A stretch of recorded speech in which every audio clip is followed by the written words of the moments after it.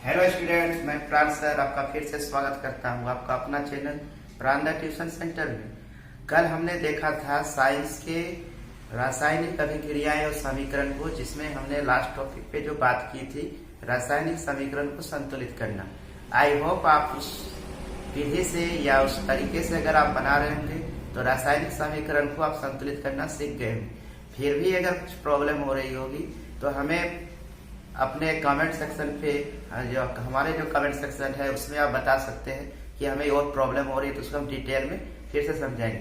अब हम लोग उसी से आगे की ओर बढ़ रहे हैं, जिसमें रासायनिक समीकरण के कुछ प्रकार हैं। तो वो कौन कौन से हैं देखते हैं। रासायनिक अभिक्रिया के प्रकार, रासायनिक अभिक्रिया के प्रकार। रासायनिक अभिक्रिया के जो प्रकार है वो 4 प्रकार के होंगे। पहला है इसमें संयोजन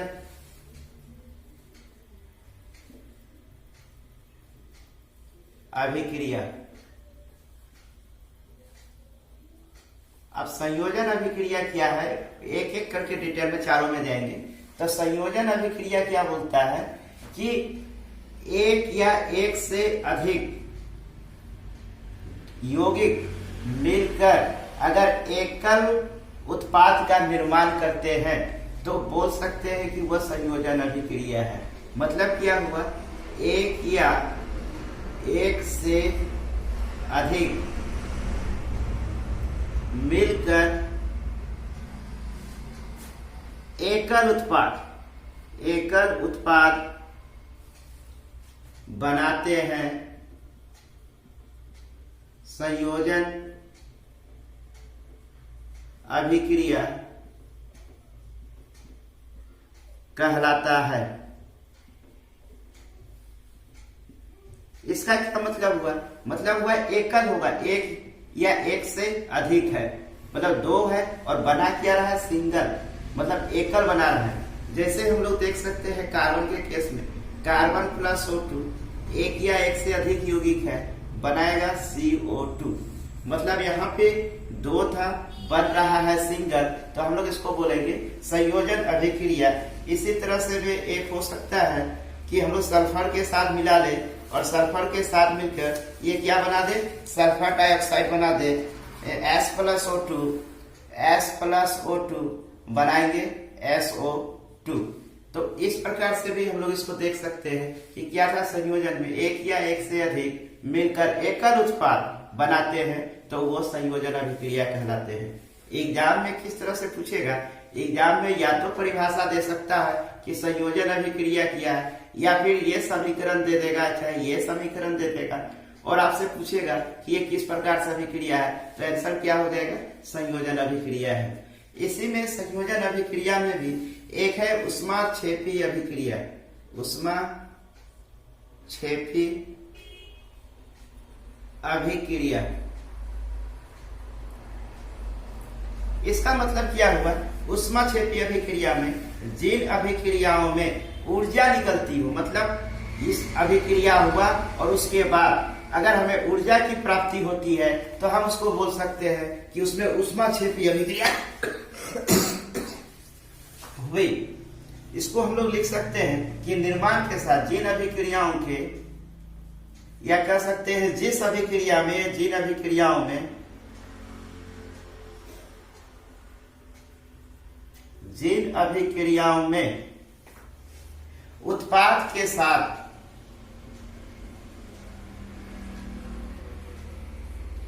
जिन अभिक्रियाओं में उत्पाद के साथ ऊष्मा का भी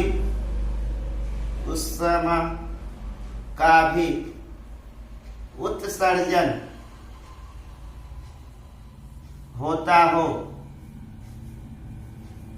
उससे ऊष्माक्षेपी अभिक्रिया कहते हैं। क्या बोला, जिन अभिक्रियाओं में उत्पाद के साथ साथ, मतलब ये उत्पाद हो गया, इसको तो बने ही बने, साथ में उष्मा भी अगर बन जा रहा है या निकल रहा है, उत्सर्जन हो रहा है, तो उसमें बोलेंगे उष्मा क्षेपीय अभिक्रिया।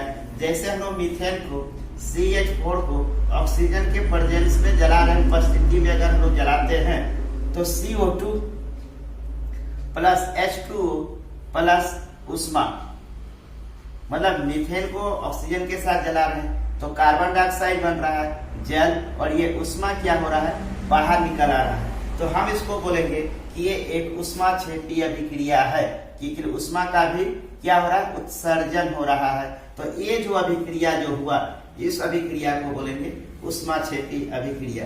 तो समझ में आ गया संयोजन अभिक्रिया क्या है। अब हम लोग दूसरे अभिक्रिया देखेंगे कि दूसरा अभिक्रिया है वियोजन अभिक्रिया। तो हम इसको बात कर रहे हैं, आप चाहे तो इसको स्क्रीनशॉट ले सकते हैं। चलिए मिटाते हैं इसको, पहले इसको देखेंगे यहां से। दूसरा होगा इसमें वियोजन अभिक्रिया। ये है वियोजन अभिक्रिया। पहले हमने देखा था एक या एक से अधिक अभिकारक मिलके एकल उत्पाद बनाते हैं। तो इसमें क्या होगा, एकल उत्पाद से एक से अधिक उत्पाद बनेंगे, मतलब एकल अभिकारक होगा और अलग अलग एक से ज्यादा उत्पाद का निर्माण हो सकता है। AB प्लस एक रिएक्शन दिखाएंगे A प्लस B के रूप में जा रहा है। तो हम लोग इसको लिख सकते हैं एकल अभिक्रिया द्वारा, एकल अभिक्रिया, एकल अभिक्रिया जो है ये टूटकर एक या एक से अधिक, एक या एक से अधिक उत्पाद बनाता है, तो उसे वियोजन अभिक्रिया कहते हैं। मतलब एकल अभिक्रिया मतलब साथ में रहेगा और टूट के एक या एक से अधिक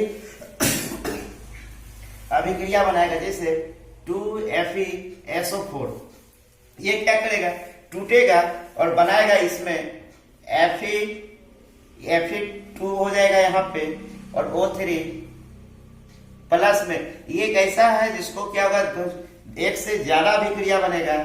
SO2 प्लस कितना हो गया, S 2S है तो एक S अभी हमको चाहिए, तो एक और SO2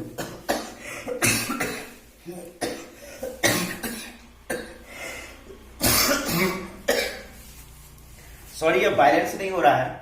यहाँ पे है 4 2 8, ये है 3 2 2 4 7, सॉरी ये 3 हो जाएगा, 3 2 5 15 8।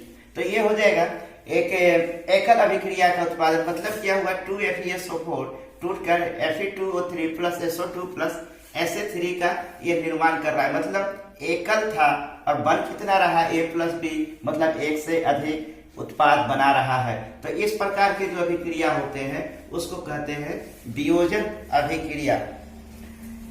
अब इसी में एक है वैद्युत वियोजन। वैद्युत वियोजन,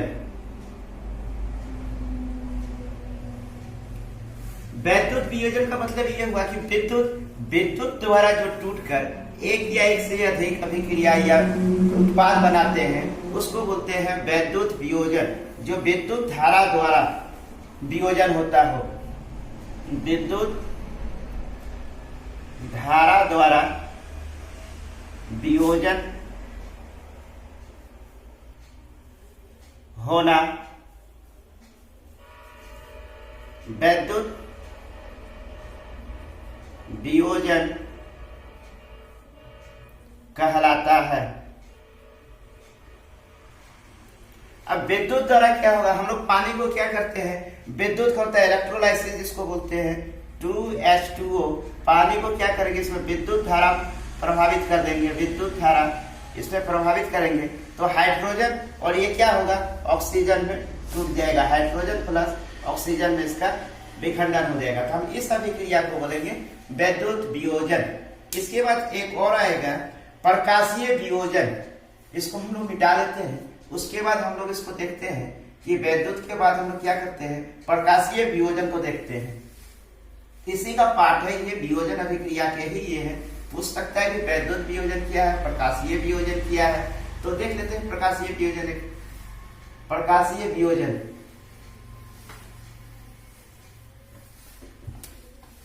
एक आता है इसमें प्रकाशीय वियोजन। प्रकाशीय वियोजन जैसे वैद्युत वियोजन था, विद्युत द्वारा उसका उत्पादन हो रहा था, अभिक्रिया करके वो वियोजन कर रहा था, विद्युत द्वारा वियोजन हो रहा था। इसमें प्रकाश द्वारा होगा, प्रकाशीय है तो प्रकाश द्वारा। इसमें प्रकाश कौन सी होगी, सूर्य की प्रकाश होगी। सूर्य की प्रकाश द्वारा वियोजन होना, वियोजन होना प्रकाशीय वियोजन कहलाएगा। प्रकाशीय वियोजन कहलाता है, प्रकाशीय वियोजन कहलाता है। मतलब कौन सी होगी, सूर्य की प्रकाश होगी। इसमें 2AgCl सिल्वर क्लोराइड, इसको हम लोग सूर्य का प्रकाश इसमें डालते हैं। सूर्य का प्रकाश ये क्या होगा, सिल्वर अलग कर देगा और क्लोरीन को अलग कर देगा। 2Ag + Cl2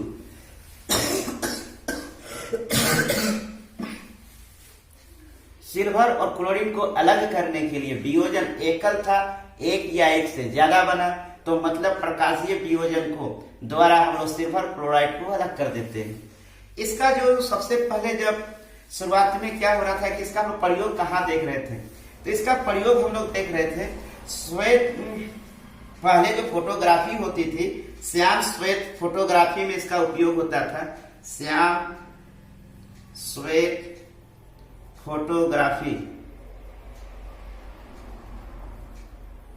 में उपयोग होता था।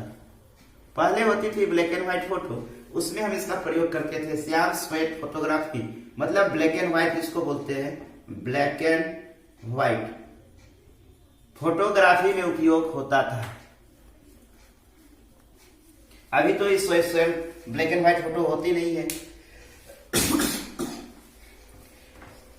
अब वियोजन अभिक्रिया में ही पहले हमने देखा था ऊष्माक्षेपी अभिक्रिया, अब हम लोग देखेंगे ऊष्माशोषी अभिक्रिया।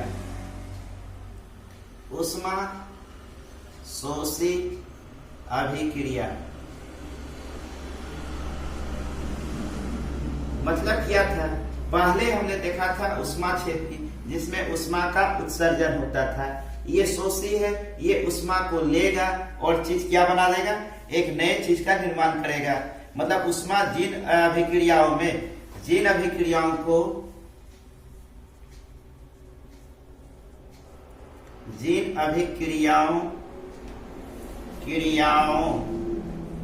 क्रियाओं को तोड़ने के लिए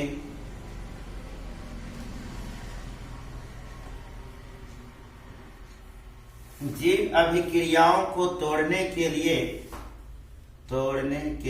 थोड़ा सा ये मिटा के लिख देते। जिन अभिक्रियाओं को तोड़ने के लिए ऊष्मा की आवश्यकता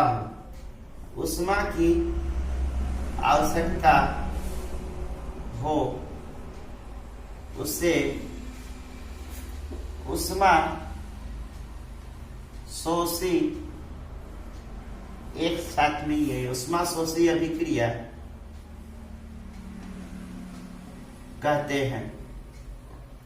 मतलब जिसको हम लोग तोड़ने के लिए एक ऊष्मा की जरूरत पड़ती है, तो ऊष्मा की जरूरत के लिए हम लोग क्या कर सकते हैं, कैल्शियम कार्बोनेट को ले लेते हैं। कैल्शियम कार्बोनेट की प्रतिक्रिया में अगर हम इसमें ऊष्मा डाल देते हैं तो ऊष्मा डाल देने से क्या होगा, ये टूट जाएगा कैल्शियम ऑक्साइड में और यहाँ से कार्बन डाइऑक्साइड निकल जाएगा बाहर। ये दोनों रिएक्शन करेगा और कैल्शियम डाइऑक्साइड, कैल्शियम कार्बोनेट टूटेगा और कैल्शियम ऑक्साइड और कार्बन डाइऑक्साइड में ये टूट जाएगा। तो ये है ऊष्माशोषी अभिक्रिया। इसके बाद हम लोग तीसरा देखते हैं विस्थापन अभिक्रिया।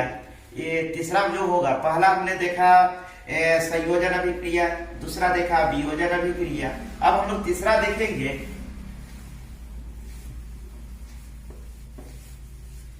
तीसरा देखेंगे विस्थापन अभिक्रिया। तीसरा जो अभिक्रिया का जो प्रकार था वो है विस्थापन अभिक्रिया। विस्थापन अभिक्रिया।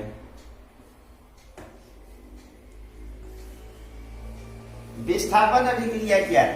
नाम से ही है कि विस्थापन करना। किसी चीज को क्या करेगा? ये क्रियाशील तत्व उसके यौगिक को क्या करता है? विस्थापित कर देगा। जैसे ए है और यहाँ पे जो पिक्चर जो बन रही है, मतलब पिक्चर का मतलब ये हो गया कि जो ये सूत्र जो मैं लिख रहा हूं इससे भी हम लोग पता कर सकते हैं किस प्रकार से यहाँ पे इसका ए का सी के साथ विस्थापन करके बी का सी का विस्थापन कर देगा और बी अकेला हो जाएगा। तो मतलब सी का यहाँ से विस्थापन हो जाना, जिसको बोलेंगे विस्थापन अभिक्रिया। मतलब वो यौगिक में मतलब क्रियाशील तत्व क्या करेगा? क्रियाशील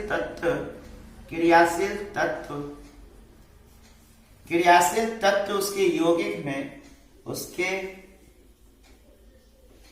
यौगिक को विस्थापित कर देगा। विस्थापित कर देगा जिससे विस्थापन अभिक्रिया कहते हैं। विस्थापन अभिक्रिया कहते हैं। जैसे हम लोग देख सकते हैं कि Fe एक फेरस है, इसको हम लोग कॉपर CuSO4 के साथ करते हैं। FeSO4 हो जाएगा। FeSO4 प्लस यहाँ से SO4 का क्या विस्थापन कर दिया और लास्ट में क्या बन गया? कॉपर। सेम चीज हो जाएगा। Zn प्लस हम लोग कॉपर के साथ कर सकते हैं CuSO4, तो हो जाएगा ZnSO4 प्लस Cu। तो इस दोनों हाल में देख रहे हैं कि यहाँ से SO4 का क्या हो रहा है? विस्थापन हो रहा है। और ये समीकरण को जो देख रहे हैं, ये जो समीकरण जो है कि ये A है, ये BC है, बन रहा है AC और B क्या हो रहा है? अलग हो जा रहा है। तो ये क्या है? एक तरह से शॉर्ट फार्मूला के बोल सकते हैं, समझने के लिए है कि A प्लस BC बनेगा AC प्लस B। तो ये हुआ विस्थापन अभिक्रिया। इसके बाद जो लास्ट चौथा प्रकार का जो बच रहा है वो बच रहा है द्विव विस्थापन अभिक्रिया।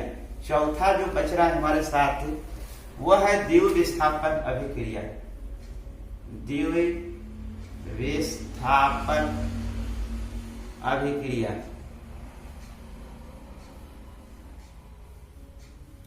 द्विव विस्थापन नाम से मतलब है द्विव, मतलब दो का विस्थापन हो रहा है। तो AB प्लस CD, तो ये दो का विस्थापन हो रहा है, तो ये CB प्लस AB। दो तरह का इसमें जो है CB के साथ रिएक्शन करेगा और एक मतलब यहाँ भी डबल, यहाँ भी डबल, यहाँ डबल, यहाँ डबल। तो ये दोनों फॉर्मेट को देखना है। ये दोनों फॉर्मेट क्या हो रहा है? पहले वाला जो था उसमें सिंगल था, फिर डबल था, फिर डबल था, सिंगल था, इस प्रकार से था। तो ये एक तरह से क्या फॉर्मूला है याद करने का कि द्विव विस्थापन में डबल डबल दोनों जगह हो रहा है। तो इसका अगर हम लोग समीकरण देखें, Na2SO4 ये डबल हो गया, Na हो गया, SO4 को B कर देते हैं, प्लस BaCl2, यहाँ भी डबल है, Ba बेरियम, क्लोरीन अलग है। अब यदि हम इसको समीकरण कर रहे हैं तो BaSO4 मतलब बेरियम सल्फेट बना रहे हैं, CB था मतलब BaSO4 कर दिए और NaCl है, 2NaCl हो जाएगा यहाँ पे, ये A और D हो जाएगा, 2 सोडियम 2 था, क्लोरीन 2 था, तो 2NaCl हो जाएगा। तो इसको हम लोग देख रहे हैं कि यहाँ पे डबल डबल हो रहा है, जिसको हम लोग बोलते हैं द्विव विस्थापन अभिक्रिया। इसके बाद जो आता है कि द्विव विस्थापन अभिक्रिया में ही बेरियम सल्फेट है, BaSO4 एक सल्फेट है, बेरियम सल्फेट, कि मैं सफेद अगर अविलय सफेद अविलय एक सफेद बेरियम सल्फेट के सफेद अविलय अवक्षेप का निर्माण होता है। बेरियम सल्फेट में क्या होता है? यहाँ पे ये जो बेरियम सल्फेट के सफेद अविलय अवक्षेप का निर्माण होता है।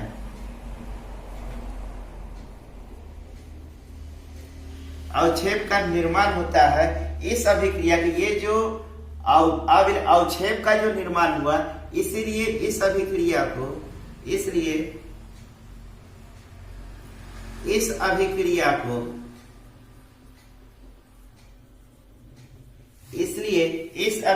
को अवक्षेप